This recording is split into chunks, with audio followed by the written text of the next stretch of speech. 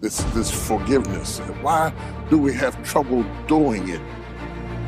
Why do we have trouble receiving it? Why do we have trouble believing that God could forgive you, but not believing that he could forgive me? Why do we have trouble being able to express it? Why is it that we live in a society that celebrates people for being unforgiving? The harder you are, the tougher you are, the more unforgiving you are, the more you are celebrated. We celebrate people for their anger. Men are intimidated to forgive. We see it as strength, when in reality, it takes more strength to forgive than it does to remain hostile and sick and toxic and angry. Forgiveness is a big idea. It's a big, tall idea, and you have to be a big person to be able to do it. Little people cannot do it. They're too small. They're too petty. They're too sensitive. They're too easily offended.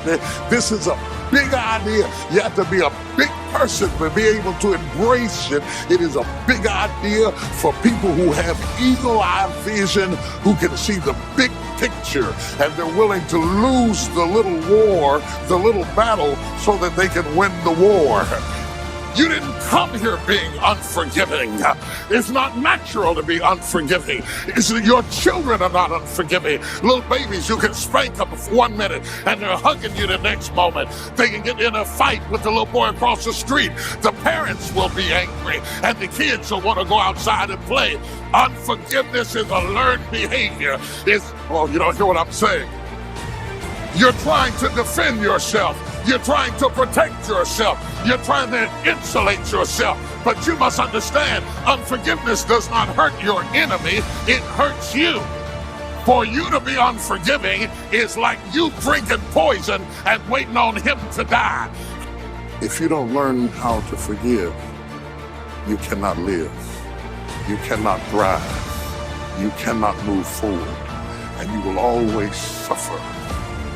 You will always suffer in the chicken coop of your memories if you do not find the grace to let it go. Jesus told his disciples, offenses will come. That's a promise. Offenses will come. If you avoid offenses, you avoid life. Offenses will come. They will come over and over and over and over and over again. They will come. I don't know whether the mail is going to come, but offenses will come. The longer you live, the more things are going to offend you. It is impossible to hide from it. You cannot dodge it. Everywhere you go, you will run into offenses. You must understand that your ability to handle offense will determine your direction for the next 20, 30 years of your life. Write this down. God will promote you to the level of your tolerance of pain.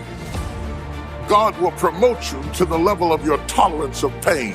At the point that you can't handle pain, you lose the promotion. He promotes you to the level of your tolerance of pain. You can't take it, you can't be promoted. You can't handle it, you're too sensitive, you can't have it. In the corporate world, the people who get the big bucks are paid to handle problems. You can't be an executive and you can't handle stress. You can't be a manager and your feelings are sensitive. You can't run a corporation and you can't handle problems. We don't put you in a corporate office to overviewing the city with glass all around you, not to handle problems. We gave you that so that you could process the problem.